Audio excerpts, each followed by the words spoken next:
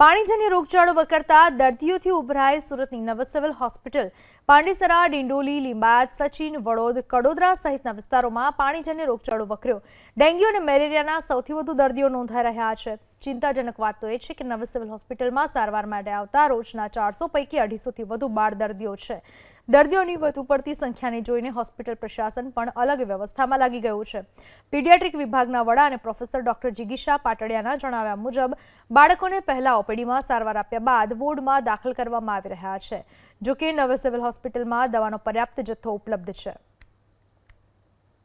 यहाँ पांडेसरा बमरौली रोड से सूरत से आई है। क्या हुआ है बच्चे को? बच्चे को बुखार हुआ है और खांसी सर्दी हुआ है। वो जो दवा से कंट्रोल नहीं हो रहा, जब तक दवा का असर रहता है तब तक सही रहता नहीं, वापस से आ जाता है।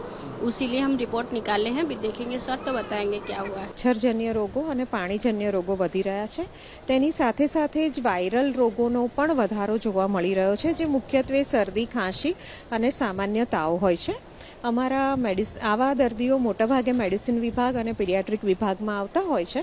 મેડિસિન વિભાગમાં લગભગ અમારી રોજની 800 થી 850 દર્દીઓની ઓપીડી હોય છે, જેમાંથી 400 થી 450 નવા દર્દીઓ હોય છે। અને તેવી રીતે જ પીડિયાટ્રિક વિભાગમાં અમારા લગભગ 250 થી 300 દર્દીની ઓપીડી પૈકી 50% એટલે કે અમારા 150 થી 200 દર્દીઓ જે નવા દર્દીઓ તરીકે આવે છે, અને જેમાં મોટાભાગે શરદી, ખાંસી, તાવ એવા લક્ષણો વધારે જોવા મળે છે।